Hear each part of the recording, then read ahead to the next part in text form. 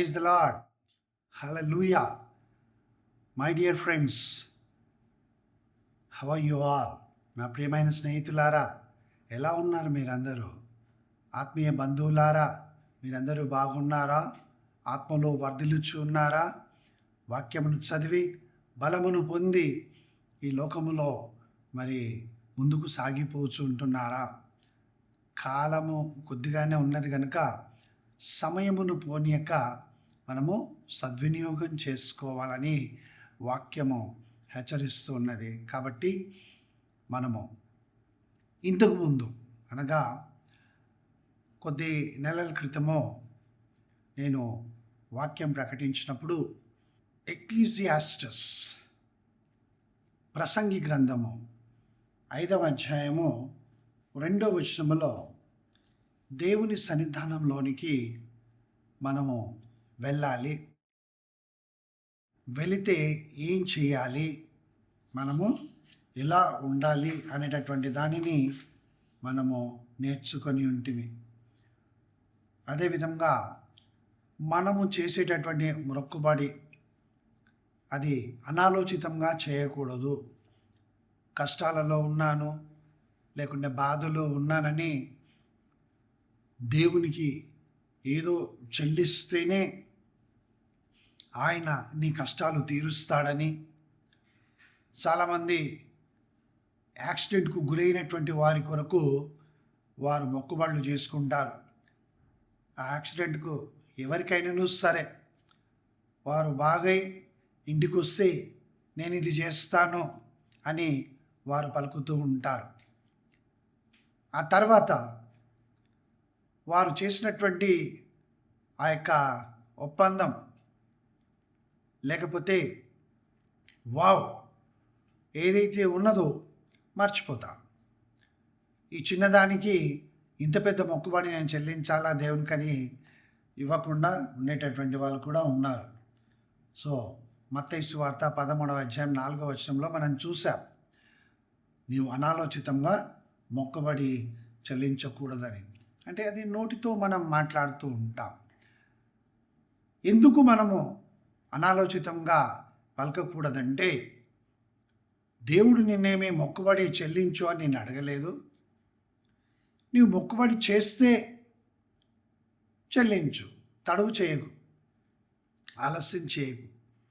ఎందుకంటే చేసినటువంటి మాట ఏదైతే ఉన్నదో, చాలామంది మాట ఇచ్చి దానిని పాటించరు. నేను ఎప్పుడు అన్నాను అంటే అన్నానులే, సరే ఇప్పుడు మాట ఇచ్చినా చేయలేదు, ఏం చేస్తావు, బలవంతమా అని ఎదురు తిరిగిన వారు లేకపోలేదు, ఉన్నారు, చాలామంది ఉన్నారు. ఇవ్వను పో, చెయ్యను పో, ఏం చేసుకుంటావు, ఎవరితో చెప్పుకుంటావో చెప్పుకో, ఈ విధంగా ఉంటాయి. కానీ అలా ఒకవేళ ఎవరైనా మనము మాట్లాడితే మత్తయి సువార్త 12వ అధ్యాయము 36-37 వచనాలలో యేసు ప్రభు ఏమని చెప్పాడో కూడా మనం ఇంతకుముందు విని ఉన్నాం. మరి ఒకసారి చూడండి, మత్తయి సువార్త 12వ అధ్యాయం 36-37 వచనాల్లో, నీవు నేను అంటే ఈ లోకంలో ఉన్న మానవుడు మాట్లాడిన ప్రతి మాటకు మనము లెక్క అప్పజెప్పవలసినటువంటి వారమై ఉంటున్నాం. వాట్ యు హ్యావ్ స్పోకన్, నీవేం మాట్లాడావో, ఏ విషయంలో మాట్లాడావో, ఎందుకు మాట్లాడావో అన్నింటికీ మనము లెక్క ఒప్పజెప్పవలసినటువంటి వారమై ఉంటున్నామని మనము దేవుని వాక్యంలో మనం చూసాం. అంటే మనం మాట్లాడిన మాటలన్నీ కూడా తీర్పు దినం కొరకు భద్రపరచబడి ఉన్నాయి అని ఎప్పుడు మర్చిపోకూడదు. అందుకే సామెతల గ్రంథం 10వ అధ్యాయం 19వ వచనంలో మనం చూసాం, విస్తారమైన మాటలలో దోషం ఉండక మానదు. మనం ఎన్నో సంగతులు మాట్లాడతాం, చర్చికి వెళ్ళగానే స్టార్ట్ అవుతుంది, అంతవరకు ఉండదు. అక్కడికి వెళ్ళిన తర్వాత వదినే, అక్క, బావగారు అని దేవుని గురించి కానీ, నువ్వు అంతవరకు చదివినటువంటి వాక్యం గురించి కానీ, ప్రార్థన గురించి కానీ నువ్వు చర్చించవు.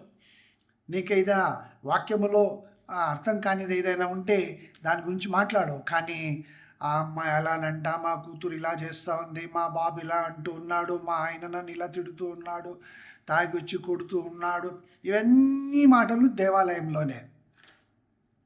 Be careful, I will be careful.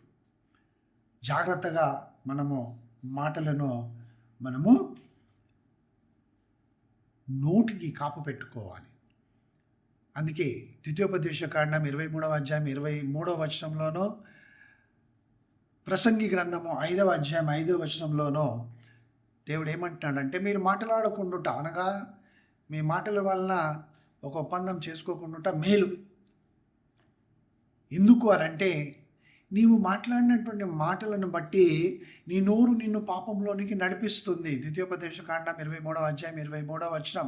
Please read Deuteronomy chapter 23 and verse 23 again and again and again. What sin I have committed? Many people will ask. చాలామంది అడుగుతారు, నేనేం పాపం చేశాను? You read Deuteronomy chapter 23 and verse 23. ద్వితీయోపదేశకాండం 23వ అధ్యాయం 23వ వచనాన్ని మనము జాగ్రత్తగా ధ్యానించి దాని ప్రకారం నడుచుకోవాలి. నీవెవరికైనా మాట ఇచ్చావనుకో, నేను తప్పకుండా చేస్తాను. చాలామందికి తెలుసు చెయ్యనని. ఆ మాట ఇచ్చేటానికి తెలుసు, ఇది నేను చెయ్యను, వారికి ఇవ్వను అని. కానీ ఏదో వాళ్ళని ప్లీజ్ చేయడానికి, లేకపోతే వాళ్ళ చుట్టూ ఉన్నటువంటి వారి ముందు ఈయన గొప్ప అనిపించుకోవడానికి తప్పకుండా చేస్తానయ్యా, తప్పకుండా చేస్తాను నా సహోదరుడా అని మాట ఇస్తూ ఉంటారు. అమ్మా నేను తప్పకుండా ఇస్తాను అని చెప్తూ ఉంటారు. నీవు ఇచ్చిన మాటను బట్టి నువ్వు పట్టుబడి ఉన్నావు. అది చెల్లించి విడిపించుకోమంటున్నాడు దేవుడు తన వాక్యం ద్వారా. సామెతల గ్రంథము 6వ అధ్యాయం 2వ వచనం. అందుకే ఇంతకుముందు మనము ద్వితీయోపదేశకాండం 23వ అధ్యాయం 23వ వచనంలో నీవు మాట్లాడినటువంటి మాట నువ్వు నెరవేర్చకపోతే అది పాపం అని చెప్తా ఉన్నాడు దేవుడు. ఇప్పుడు ఇక్కడ మత్తయి సువార్త 5వ అధ్యాయం 37వ వచనంలో నీవు అవునంటే అవును, కాదంటే కాదనే మాట్లాడాలి. దేవుని నామం నాకు మహిమ కలుగును గాక. అవును కాదు, కాదు అవును, అవును కాదు అవును, లేకుంటే కాదు అవును కాదు, ఇవన్నీ కాదు. హృదయంలో ఏదో ఉంచుకొని మీదికి అవునని కాదని ఇవన్నీ చెప్పకూడదు. తప్పకుండా నీవు వాక్యానుసారంగా, లేకపోతే నీ శక్తి కొలది నీవు చేయగలవా, చేయలేవా, చూసావా, చూడలేదా, విన్నావా, వినలేదా. వింటే అవునని చెప్పు, వినకపోతే లేదని చెప్పు. ఏమోనండి విన్నాను, ఏమో నాకంత జ్ఞాపకం రావడం లేదు, కానీ విన్నట్లుగానే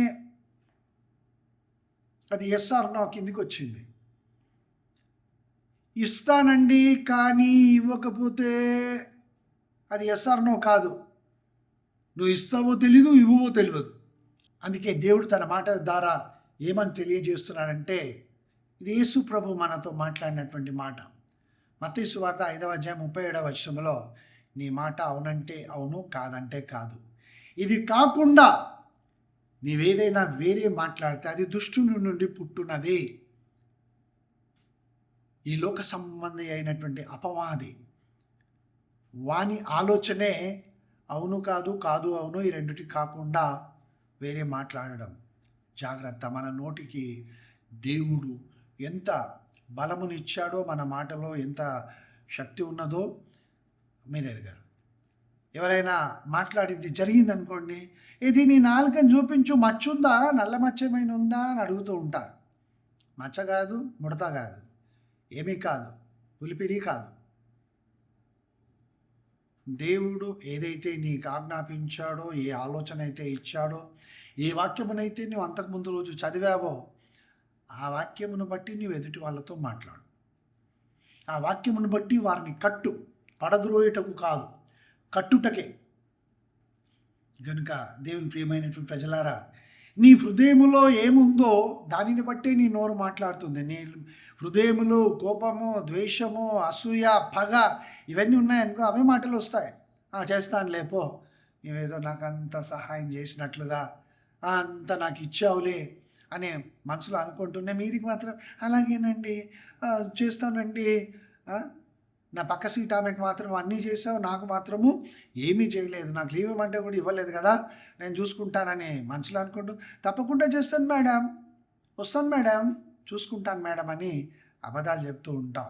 హృదయంలో ఏముందో దానిని బట్టి నోరు మాట్లాడుతూ ఉంది. కాబట్టి మనము జాగ్రత్తగా మన నోరును మనము భద్రపరచుకొని దేవుని యొక్క వాక్యమును చదివి ఆ వాక్యానుసారంగా మనము మాట్లాడాలని హెచ్చరింపబడ్డాం.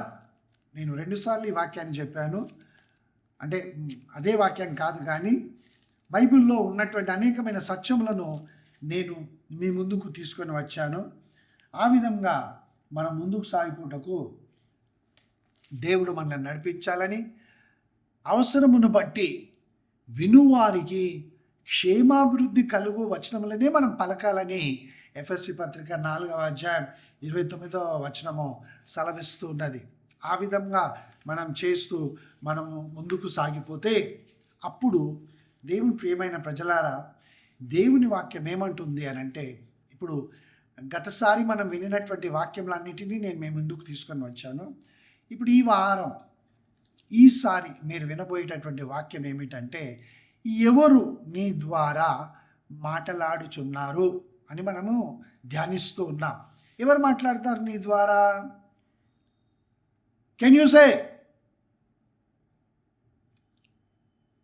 ఇద్దరే మాట్లాడగలరు. ఒకటి దేవుడైన యెహోవా, లేకపోతే ఈ లోకాధికారి ఏంటంటే అపవాది. ఇద్దరే ఉంటారు మానవుని హృదయంలో, ఇద్దరే. కానీ ఇక్కడ దావీదు రాజు రచిస్తూ ఆయన ఏమంటున్నాడనంటే, సమూయేలు 2వ గ్రంథము 23వ అధ్యాయము 2వ వచనం. ఈ వాక్యం వినుచున్నటువంటి నీవు, మనందరము కూడా ఈ విధంగా ధైర్యంగా చెప్పగలిగిన స్థితిలో మనం ఉండునట్లుగా దేవుడు నిన్ను నన్ను మనందరినీ పరిశుద్ధాత్మ అభిషేకముతో నింపి నడిపించునుగాక, వాడుకొనుగాక. అబద్ధాలు మాట్లాడేటటువంటి వారు దేవునికి ఇష్టం లేదు. మోసపు మాటలు పలికేటటువంటి వారు, బూతులు మాట్లాడేటటువంటి వారు, ఇక్కడి సంగతులు అక్కడ, అక్కడి సంగతులు ఇక్కడ కల్పించి చెప్పేటటువంటి వారు, లేని సంగతులను పుట్టించేటటువంటి వారు, చూడనటువంటి వాటికి సాక్ష్యం చెప్పేటటువంటి వారంటే దేవునికి ఇష్టం లేదు. సమూయేలు 2వ గ్రంథము 23వ అధ్యాయం 2వ వచనములో ఏమని వ్రాయబడిందంటే, యెహోవా ఆత్మ నా ద్వారా పలుకుచున్నాడు. దేవుని నామం నాకు మహిమ కలుగును గాక. ఆయన వాక్కు నా నోట ఉన్నది. ఎంత గొప్ప ధన్యత, ఎంత గొప్ప ఆధిక్యత. యెహోవా తన ఆత్మ ద్వారా పలుకుచున్నాడు. ఎవరు కావాలి ఆయన పలకడానికి, మాట్లాడడానికి, తన చిత్తమును తెలియజేయడానికి, తను ఏం చేయబోతున్నాడో చెప్పడానికి ఎవరు కావాలి? నీవే కావాలి. నా ప్రియమైన సహోదరి, నీవే దేవునికి కావాలి. దేవుని కొరకైనటువంటి పాత్రగా, యేసు రక్తం చేత కడగబడి విమోచింపబడిన పాత్రగా, గొప్పవారి ఇంటిలో ఘనహీనతకు, ఘనతకు, అన్నింటికీ అనేక రకమైనటువంటి పాత్రలను వాడుతూ ఉంటారు. ఏదైనాను ఆ ఇంటిలో వాడబడితే, ఆ విధంగా నీ నోటిని ఆయన వాడుకొనడానికి, నీ హృదయంలోనికి రమ్మనడానికి నీవు పిలిచే స్థితిలో ఉన్నావా? ఆయన నీ హృదయంలోనికి రావాలని తలుపు తట్టుచూ ఉన్నాడు. నీ హృదయంలో దేవుడైన యెహోవా ఉంటే, యేసుక్రీస్తు ప్రభు ఉంటే, ఆయన వాక్యం ఉంటే, పరిశుద్ధాత్మ దేవుడు నీలో ఉంటే, అప్పుడు నీవు ఆ మాటలనే పలుకుతావు. ఆ మాటలనే మాట్లాడుతూ ఏమంటావనంటే, ఆయన వాక్కు నా నోట ఉన్నది. Yes my dear brother, my dear sister,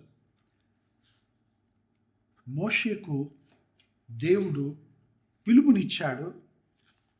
ఆయనను పిలిచిన తర్వాత ఇదిగో మోషే ఏమంటున్నాడంటే, నేను నత్తివాడను, నాకు మాటలు రావు, నేను సరిగ్గా మాట్లాడలేను, నేనేం చెప్పాలి, ఎన్నో విధాలుగా దేవునికి జవాబిస్తూ ఉన్నాడు ఆయన వ్యతిరేకంగా. పెద్ద పెద్ద సేవకులు కూడా వాక్యం చెప్తూ, మోషే నత్తివాడు, ఆయన ఇలా ఆయన అలా అని చెప్పాడు. కానీ అలా వాక్యమును సరైన విధంగా చెప్పకుండా ఆ బోధ చేస్తున్నటువంటి వారి మాటలను విని నేను అలా కూర్చునే దేవుని సన్నిధానంలో, ప్రభువా, ఎందుకు మోషే తాను నత్తివాడనని, తాను మాట్లాడలేనని నీకు ఎదురు జవాబు చెప్పాడు? నిజముగా ఆయన నత్తివాడనని భయపడ్డా? నత్తివారు మాట్లాడితే మనుషులు వినడం లేదా ఈ రోజుల లోపల? ఒక రాజు ఎదుట లేకుండా ఒక అధికారి ఎదుట నిలబడి దేవుడు ఈ విధంగా ఆజ్ఞాపిస్తున్నాడు, ఇది నీవు చేయాలని చెప్పడానికి మంచి నోరు ప్రాక్టీస్ చేసినటువంటిది, హిలియోగ్రాఫిక్స్ నేర్చుకున్నటువంటి, వాయిస్ మాడ్యులేషన్తో హాస్వ అని చెప్పడానికి ఇవన్నీ కావాలి, అవసరమా? దేవుని ఆత్మ, ఆయన వాక్కు నీ నోట ఉంటే నువ్వు మూగవాడవైనా దేవుడు నిన్ను వాడుకుంటాడు నోరు ఇచ్చి. అందుకే మోషేతో అంటున్నాడు నిర్గమకాండం 4వ అధ్యాయం 12వ వచనములో, ఎక్సోడస్ చాప్టర్ 4:12 బైబిల్ గ్రంథములో ఈ విధంగా వ్రాయబడి ఉంది. ఏమంటున్నాడు దేవుడు అంటే, కాబట్టి వెళ్ళుము, నేను నీ నోటికి తోడయుండి. 11వ వచనంలో దేవుడు అడిగాడు, మూగవానికి నోరిచ్చింది ఎవరు? మానవునికి నోరిచ్చినది ఎవరు? మూగవాణినే కానీ చెవిటివాణిని కానీ సృష్టించిన వారెవరు? నేనే కదా అంటాడు దేవుడు. అవును, తప్పకుండా ఆయన నిన్ను వాడుకోవాలనుకుంటే, నిన్ను బలపరిచి, నిన్ను సరిచేసి, నిన్ను చక్కగా నిలబెట్టి ఆయన వాడుకుంటాడు. దేవుని నామమున మహిమ కలుగును గాక. హల్లెలూయా. అంతేగాని God does not want your ability or my ability to be exhibited in front of men of this world. ఏదో చాలా మంచి వ్యాసం చదివి చప్పట్లతో మారుమరోగిపోయింది నేను చదివితే అనుకో, దేవునికి అది కాదు. నీవు నాకేమీ రాదు ప్రభువా, సమస్తము నాలో నీవే అని ఎప్పుడైతే నువ్వు ఒప్పుకొని నా ద్వారా నీవు మాట్లాడు. అదే చూసాం కదా, సమూయేలు 2వ గ్రంథము 23వ అధ్యాయం 2వ వచనంలో, యెహోవా ఆత్మ నా ద్వారా పలుకుచున్నాడు. అది ఎప్పటికీ మర్చిపోకూడదు మనం. If the word of God is spoken through me, it is his word, ఆయన మాట. కాబట్టి వెళ్ళుము. ఎక్సోడస్ చాప్టర్ 4:12 నిర్గమకాండం 4వ అధ్యాయం 12వ వచనం, నేను నీ నోటికి తోడయ్యుండి నీవు ఏమి పలకవలసినది నీకు బోధించదనని అతనితో చెప్పాను. నీవేమి పలకాలో అది నేను నీకు బోధించదను. మనమేం ప్రిపేర్ కానవసరం లేదు.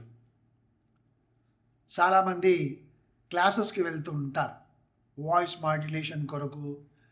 ఒక బాధాకరమైన వస్తే చాలా బాధపడ్డాడండి, ఏడ్ చేస్తాడు, ఇలా మాడ్యులేషన్ అన్నమాట.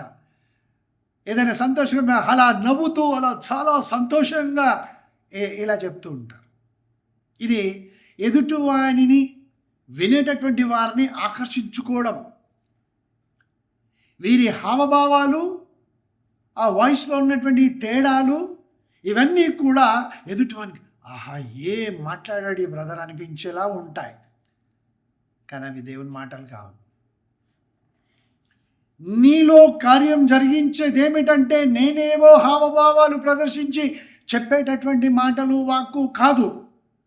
నీ జీవితములో, నీ కుటుంబములో, నీ ఆత్మీయ జీవితములో, నీ ఉన్నటువంటి ప్రదేశములో, నీ అనారోగ్యము లోపల, నీ బాధల్లో, నీ ఆర్థిక ఇబ్బందుల్లో, నీ కుటుంబ సమస్యల లోపల చేసేది, కార్యం చేసేది నేను కాదు, నా మాటలు కాదు. నేను ఎప్పుడైతే ప్రభువునకు లోబడి మౌనంగా ఉంటానో, ఆయన మాటలు నాకు ఇస్తే అవి నీ జీవితంలో కార్యం చేస్తాయి. దేవుని నామం నాకు మహిమ కలుగును గాక. ఎందుకనంటే మాట్లాడే మాట అది దేవుని వాక్కు. అంటే ఇందులో ఉన్న మాట ఇప్పుడు నిర్గమకాండం 4వ అధ్యాయం 12వ వచనం చదివాను. ఎవరి మాటలు అవి? నేను నీ నోటికి తోడై ఉంటాను. ఎవరన్నారు ఆ మాట? దేవుడైన యెహోవా. నీవేమి పలకవలసిందో నేను నీకు బోధిస్తానన్నాడు. నేను అన్నీ చదువుకొని మంచిగా ప్రిపేర్ అయ్యేసి ఇదిగో ఇలా చెప్పాలి. No. When God speaks to you, your conscience will be totally cleansed. Your problems will be solved. You will get that strength to stand up. నీ సమస్యలలో కూడా లేచి నిలబడే ధైర్యమును, ఆ యొక్క బలమును దేవుడు నీకు ఇస్తాడు. అది ఆయన మాట ద్వారా కలిగేటటువంటిది. అందుకే నేను నీ నోటికి తోడై ఉండి. ఎంత మృదువుగా మాట్లాడుతున్నాడు దేవుడు. అందుకే సామెతల గ్రంథము 15వ అధ్యాయము 1వ వచనం, ప్రావర్బ్స్ చాప్టర్ 15 and verse 1 ఏమంటుందంటే, మృదువైన మాట క్రోధమును చల్లార్చును. దేవుని నామం నాకు మహిమ కలుగును గాక. నొప్పించు మాట కోపమును రేపును. మృదువుగా మాట్లాడితే ఎదుటివాడు ఎంత కోపగించుకొని మాట్లాడుతూ ఉన్నా, నేనెంతగా రెచ్చగొడుతూ ఉన్నా, they might be probing you with their questions. నిన్ను వారు చెక్ చేస్తున్నారు, నీ హృదయంలో ఏముంది, ఈ సిట్యువేషన్లో నీవేమి చేయబోతూ ఉన్నావు, ఏ విధంగా నీవు ముందుకు సాగబోతున్నా అనే ప్లాన్ తెలుసుకోవడానికి వారు రెచ్చగొడుతూ ఉంటారు. మెల్లిగా మాట్లాడు, మృదువుగా జవాబివ్వు. నేనేమీ ఆలోచించలేదండి, ప్రార్థన చేస్తున్నాను. కొంతమంది తప్పించుకోవడానికి కూడా దేవుని పేరు చెప్తారు. చాలా మటుకు వివాహ సంబంధాల్లో మనం ఇది చూస్తాం. అమ్మాయి కానీ అబ్బాయి కానీ నచ్చలేదనుకోండి, వాళ్ళు ఏం చెప్తారంటే, మేము మా సేవకుడు ఉన్నాడండి, చాలా ప్రార్థనాపరుడు ఆయన, అమ్మగారు ఆయన ఉపవాసం ఉండి ప్రార్థన చేస్తారు, మరి తల్లిదండ్రులు ఎందుకున్నారో నాకు తెలియదు, సేవకుడు చేయాలి ప్రార్థన. ఆయన ప్రార్థన చేసిన తర్వాత మేము మీకు ఏదో ఒక సంగతి ఫోన్ చేసి చెప్తాము అని. నీకు దేవుడు నోరిచ్చాడు కదా. అందుకే యోబు భక్తుడు ఏమంటాడో చూద్దాం. ఇక్కడ యోబు గ్రంథములో 22వ అధ్యాయం, యోబు గ్రంథము 22వ అధ్యాయము 27వ వచనంలో ఈ విధంగా వాక్యం సెలవిస్తుంది. నీవు ఆయనకు ప్రార్థన చేయగా, దేవుని నామం నాకు మహిమ కలుగును గాక, నీ కొరకు ఆయన ప్రార్థన చేస్తే అని చెప్పడం లేదు దేవుడు. నీ కొరకు ఆవిడ ప్రార్థన చేస్తే అని చెప్పడం లేదు దేవుడు. సహాయం తీసుకోవచ్చు, ప్రార్థనా సహాయం తీసుకోవచ్చు, నేను కాదని అనను. బయట వెళ్ళి సేవకుని ప్రార్థన వద్దని చెప్తున్నాడు ఈయన ఎవరు అని నన్ను అనొద్దు. మీరు సేవకులకు సేవకురాళ్లకు ఇవ్వవలసినటువంటి గౌరవము మర్యాద అన్నీ ఇవ్వాల్సిందే. కానీ దేవుని వాక్యం ఏమంటుందంటే, నీవు ప్రార్థన చేసినప్పుడు as a father, as a mother, as a brother, as a sister, as a daughter in law, as a son in law, when you pray, నీవు ప్రార్థన చేయగా ఆయన నీ మనవి ఆలకించును. దేవుని నామం నాకు మహిమ కలుగును గాక. వారి మనవిని ఆలకిస్తానని ఇక్కడ చెప్పడం లేదు. వాళ్ళు ప్రార్థన చేస్తే నీ కుటుంబంలో చాలా సాక్ష్యాలు ఈ దినమున, అయ్యగారు ప్రార్థించారండి, నేను చాలా బాధలు వచ్చానండి, అసలు హోప్స్ లేకుండండి, అయ్యగారు ప్రార్థించి చెప్పారండి, నా కూతురు బాగైపోయిందండి అని అయ్యగారి గురించి అమ్మగారి గురించి వాళ్ళు ప్రార్థన చేస్తారని చెప్పావు. నీవెందుకున్నావు క్రైస్తవ జీవితంలో? దేవునితో సహవాసం కలిగి ఉండడమే ప్రార్థన. నీకు దేవునితో సహవాసం లేకపోతే నువ్వు ప్రార్థన చేయడం లేదని అర్థం. అందుకే వేరే వారి దగ్గరికి పరిగెత్తుతూ ఉన్నావు. ప్రార్థన సహాయం కోరు, కానీ ముందు నీవు ప్రార్థన చేయి. ముందు నీ భర్త కొరకు ప్రార్థన చేయి, నీ కూతురు కొరకు ప్రార్థన చేయి, నీ ఇంటి వారి కొరకు ప్రార్థన చేయి, దేవుడు వింటాడు. యోబు గ్రంథం 22వ అధ్యాయం 27వ వచనం అదే సెలవిస్తుంది కదా. ఆయన నీ మనవి ఆలకించును, నీ మొక్కుబడులు నీవు చెల్లించదవు. ఆయన నీ మనవిని తప్పకుండా ఆలకిస్తాడు. దేవుని నామం నాకు మహిమ కలుగును గాక. నీవు ప్రార్థన చేస్తే ఆయన వింటాడు. ఆయన విన్న తర్వాత నీ మనవిని ఆలకిస్తాడు. ఆలకించిన తర్వాత నీ కార్యమును నెరవేరుస్తాడు దేవుడు. కాబట్టి నీవు సంతోషముతో థ్యాంక్స్ గివింగ్ మొక్కుబడులను చెల్లిస్తావు. దేవుని ప్రియమైనటువంటి ప్రజలారా, మనం ఇంతకుముందు చూసాం, మృదువైనటువంటి మాట క్రోధమును చల్లార్చును అని. అవును, మనం ఎప్పుడూ కూడా మాట్లాడే ముందు నేనేం మాట్లాడాలి, ఏమని జవాబు చెప్పాలి. చాలామంది టీచర్స్ ప్రిన్సిపల్ పిలిచింది అనుకోండి వణికిపోతూ ఉంటారు. ప్రిన్సిపల్ పిలిస్తే వణికిపోతుంటారు. ఎందుకు? ఏమడుగుతుందో ఏమో, నేను ఏమని జవాబు చెప్పాలో ఏమో, అయ్యో ఏం జరిగిందో ఏమో అని వాళ్ళు చాలా భయపడిపోతూ పరిగెడతారు ప్రిన్సిపల్ దగ్గరికి.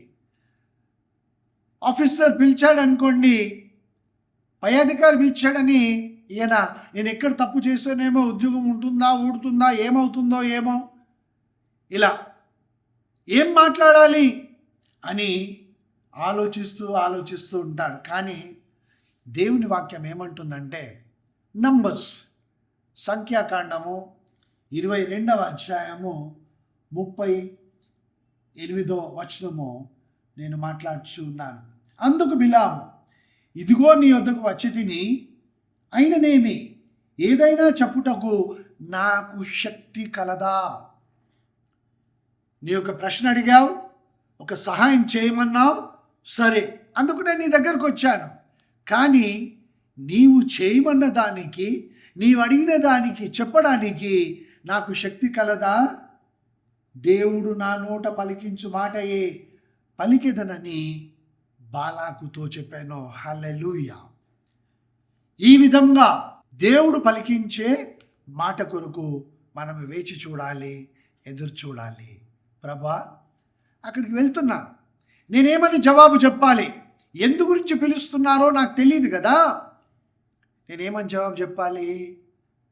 అక్కడున్న పరిస్థితి ఏమిటో నాకు తెలియదు కదా ప్రభువా, నీ మాటలు నా నోట ఉంచు, నేను ఆ మాటలనే మాట్లాడతాను అని మనము దేవుని వైపునకు చూడాలి.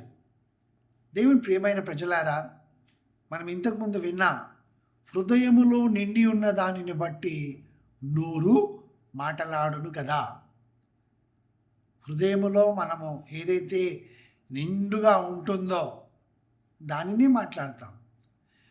మనిషి హృదయములో నిండుగా కోపము, ద్వేషము, అసూయ ఇవన్నీ పెట్టుకొని పైకి చాలా బాగా చేస్తున్నారు, చాలా బాగుంది, మంచి సంబంధం కుదిరింది, అయ్యో మీకు దేవుడు మీ బిడ్డను దీవించి గర్భఫలం కూడా ఇచ్చాడు, మీ కోడలికి చాలా మంచి ఉద్యోగం ఇచ్చాడని పైకి చెప్తుండగా మీదికి మాత్రము ఆమె బిడ్డకు పిల్లల్ని ఇవ్వలేదని ఏడుపు, ఆమె కోడలికి గర్భం రాలేదని, ఉద్యోగం రాలేదనే మంట, కుమారుడు తాగుబోతాయి తిరుగుతూ ఇల్లుని ఇష్టానుసారంగా నాశనం పట్టిస్తున్నాడనే ద్వేషము, ఇవన్నీ పెట్టుకొని మీదికి మాత్రము చాలా బాగా మాట్లాడతారు. వారినే వేషధారి అన్నాడు దేవుడు.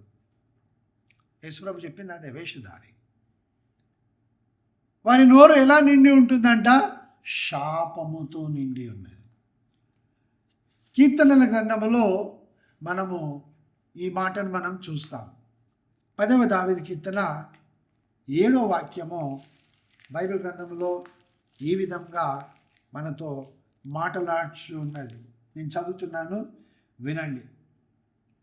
వారి నోరు శాపముతోనూ కపటముతోనూ వంచనతోనూ నిండి ఉన్నది.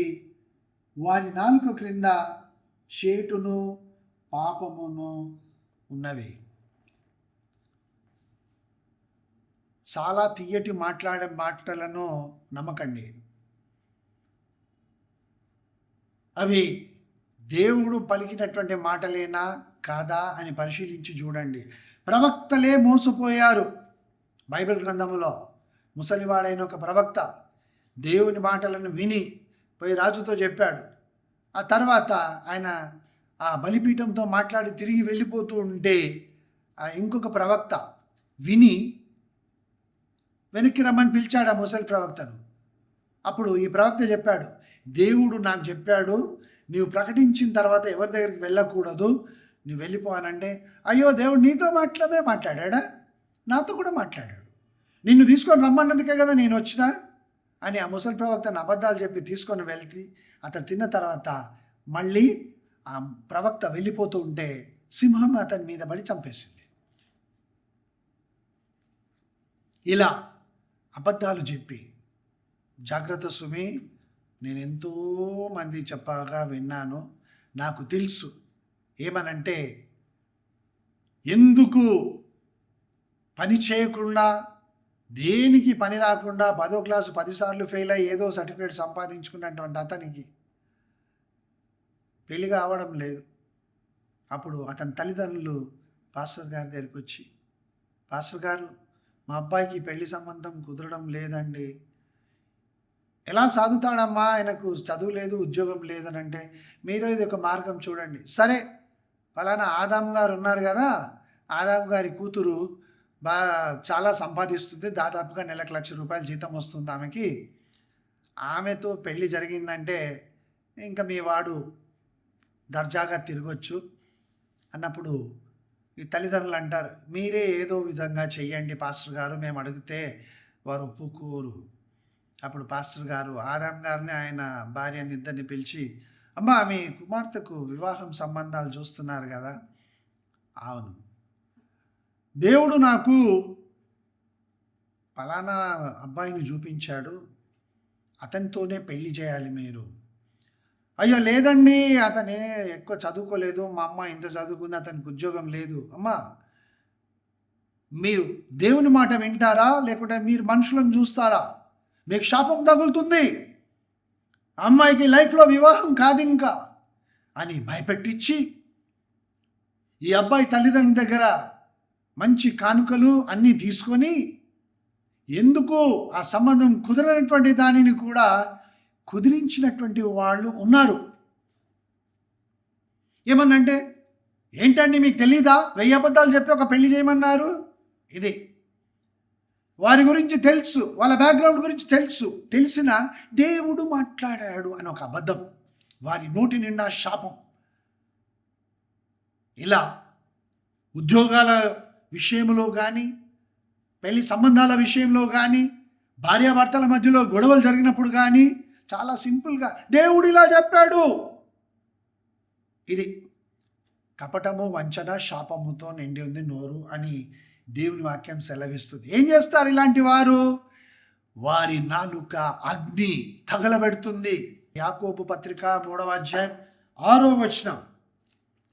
యాకోబు పత్రిక 3వ అధ్యాయము 6వ వచనం బైబిల్ గ్రంథములో ఈ విధంగా వ్రాయబడింది, నాలుక అగ్నియే, నాలుక మన అవయములలో ఉంచబడిన ప్రాపంచికమైన సర్వశరీరమునకు మాలిన్యము కలగచేయుచు ప్రకృతి చక్రమునకు చిచ్చుపెట్టును, అది నరకము చేత చిచ్చుపెట్టును. ఈ నాలుకతోనే దేవుణ్ణి స్తుతిస్తారు, ఈ నాలుకతోనే హల్లెలూయా స్తోత్రం అని చెప్పిస్తారు, ఈ నాలుకతోనే భాషలు మాట్లాడతారు, ఇదే నాలుకతోనే పచ్చి అబద్ధాలు చెప్తారు. దేవుడు వారిని క్షమించును గాక. అబద్ధములో ఎన్నో కుటుంబాలు ఈ విధంగా నష్టపోయి ఎన్ని కష్టాలు అనుభవిస్తూ ఉన్నారు. ఎందుకంటే పాస్టర్ అమ్మ చెప్పిందండి, పాస్టర్ గారు ప్రార్థించి చెప్పారు, ఒట్టిదే అంతా. ఆ విధంగా కుటుంబాల్ని కాల్చివేసినటువంటి వాళ్ళు ఉన్నారు. వీళ్ళు దర్జాగా ఉంటారు, వీళ్ళకి గ్రీన్ కార్పెట్లు, రెడ్ కార్పెట్లు వేసి, ఏసీ హాల్స్, ఏసీ దాంట్లో ఉంచి చక్కటి భోజనాలు, పెద్ద పెద్ద పర్సులు అంతా ఇస్తారు కదా. అబద్ధములు మాట్లాడే వారికి ఈ రోజుల్లో విలువ ఎక్కువైపోయింది.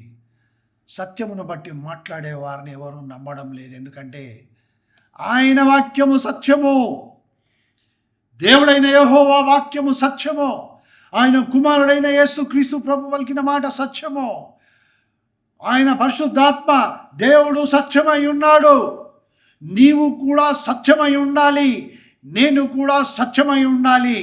దేవుడు మాట్లాడితేనే, దేవుడు మాటలు ఉంచితేనే ఆ మాటలను మాత్రమే మనం ఎదుటి వారికి చెప్పాలి. అంతేగాని ఇష్టానుసారంగా వారి జీవితంలో ఏమండి అలా చేసి ఏదో బ్రదర్ ఆ పెళ్ళి జరిగితే ఆ అబ్బాయి మారతాడేమో అని అనుకున్నాము, కానీ మారలేదండి. ఏం చేయాలి? మా తప్పు కాదు కదా ఇది. కుటుంబాల మధ్యలో సంబంధాలు కుదిరిన తర్వాత భార్యాభర్తల మధ్యలో గొడవలు వచ్చినప్పుడు పెళ్ళి చేసినటువంటి మధ్యవర్తి కనబడతాడా? ఫోన్ చేయండి, లిఫ్ట్ చేయడు. తర్వాత నేనేం చేయాలండి? మీరు ఎంక్వైరీ చేసుకునేది ఉండే. సంబంధం చూపించాను, చూడమన్నారు, చూపించాను, అది నా పని అయిపోయింది. జీవితకాలం అంతా బాధపడేది వీళ్ళు. నాలుక అగ్ని. హృదయములో ఏముంటుంది? మోసము. హృదయంలో ఉండేటటువంటిది ద్వేషము. హృదయంలో ఉండేటటువంటిది ఎప్పుడు కపటమే. కాబట్టి దేవుడు ఏ విధంగానైతే మాట్లాడాడో ఆ విధంగా నీవు నేను మనము దేవుని ఆత్మచేత మాట్లాడాలి. సమూయేలు 2వ గ్రంథము 23వ అధ్యాయము 2వ వచనం. యెహోవాయే నా ఆత్మ నా ద్వారా పలుకుచున్నాడు. ఎస్, ఆయన వాక్కు నా నోట ఉన్నది. ఆయన వాక్కు నీ నోట ఉంటే, దేవుడు నీ ద్వారా మాట్లాడుతుంటే ఎలా అబద్ధాలు అవుతాయి? అవి ఎలా మోసపు మాటలు అవుతాయి? ఎలా పడద్రోసే మాటలు అవుతాయి? దేవుడు అంటే భయము భక్తి లేకుండా మాట్లాడుతున్నాం కాబట్టి అలా జరుగుతుంది. కానీ remember Matthew chapter 12 verse 36 and verse 37. మత్తయి సువార్త 12వ అధ్యాయం 36, 37 వచనాలను జ్ఞాపకం పెట్టుకుందాం. ప్రతి మాటకు లెక్క ఒప్పజెప్పాలి. తీర్పు దినమున ప్రతి మాటకు లెక్క ఒప్పజెప్పాల్సి ఉంటుంది. ఎస్, ఇలాంటి వారు పరలోకానికి వెళ్ళరు, నరకానికి వెళ్ళరు. పరలోకానికి వెళ్ళాలంటే దేవుడు తీసుకోడు, నరకానికి వెళ్ళాలంటే సైతాన్ భయపడుతుంది. ఎందుకు అనంటే వీళ్ళు తమ మాటలతో నీ నరకాన్ని కూడా పాడు చేసి నాకు అధికారం లేకుండా చేస్తారు అని ఈ అపవాది భయపడిపోతాడు. జాగ్రత్త. తలలు వంచి ప్రార్థించుకుందాం. ప్రేమగల తండ్రి, మీకు వందనాలు. ఆయన దయగల మాటలకు వారందరూ ఆశ్చర్యపడిరి అని నీ గురించి చెప్పబడింది యేసయ్య. కాబట్టి లూకా సువార్త 4వ అధ్యాయం 22వ వచనంలో వ్రాయబడినట్లుగా దయగలిగినటువంటి మాటలే ఈ వాక్యం వినిన వారి నోట నుంచి, నా నోట నుంచి వచ్చినట్లుగా మా హృదయాలలో నీ ప్రేమను కుమ్మరించి మళ్ళీ బలపరిచి ఆశీర్వదించమని, ఈ వాక్యము ద్వారా ఒక్క ఆత్మ అయినను నీ వైపునకు తిరిగి సరిచేయబడిన జీవితంతో, పశ్చాత్తాపడిన జీవితంతో, నూతన హృదయం కలిగిన జీవితం జీవించుటకు నీ వైపునకు తిరిగితే నీకే మహిమ కలుగును గాక. యేసు నామమున ప్రార్థిస్తున్నాను తండ్రి. Amen, amen. God bless you.